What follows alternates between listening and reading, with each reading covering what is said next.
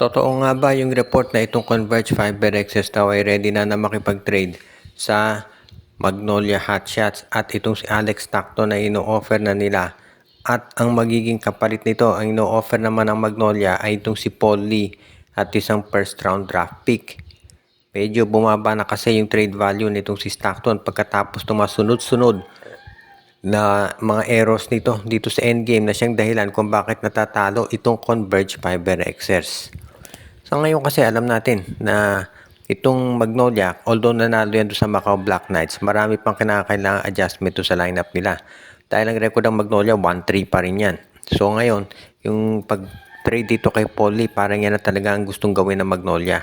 Dahil si Paul Lee, naging liability na doon sa sistema ng Magnolia. Kaya pa rin niya mag-contribute kung nasa ibang team siguro. Pero doon sa kasalukuyang ginagamit na sistema ng Magnolia, hindi na ito masyadong effective. At yan ang dahilan kung bakit ngayon ito ay gusto nang i-trade ng Magnolia. Ito namang Converge, ganun din daw ang balita na ito si Alex Stockton ay ite-trade na nila basta maganda yung offer na kapalit. So kung Paul Lee plus first round draft pick, baka po pwede na yan para dito sa Magnolia Hotshots. Ngayon, kung ikaw naman itong Magnolia, magdedepende syempre yan kung meron pang ibang hihilingin na kapalit. Kung si Paul Lee at first round draft pick lang yung hihilingin, sa tingin ko pwede na yan, tatanggapin na yan ng Magnolia.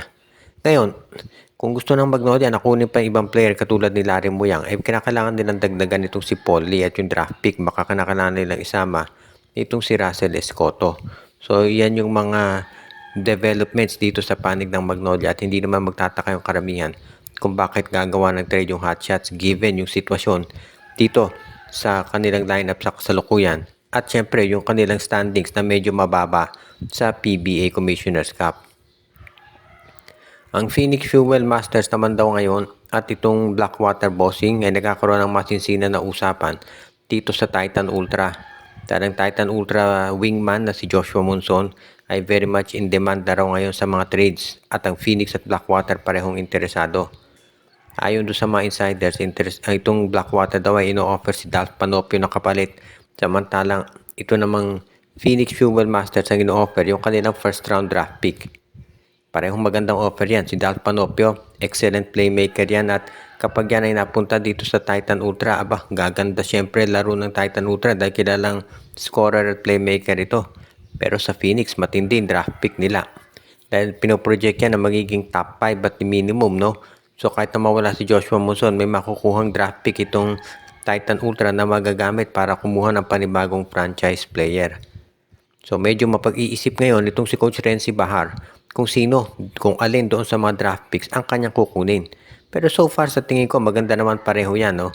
Magdedepende na lamang siyempre kung alin yung tatanggapin ditong lineup nitong si Coach Renzi Bahar. Pero kung ikaw naman itong Phoenix at Blackwater, importante dyan ay gumawa ka na lang ng offer at sigurado magkakaroon ng mas magandang resulta to para dito sa kanila.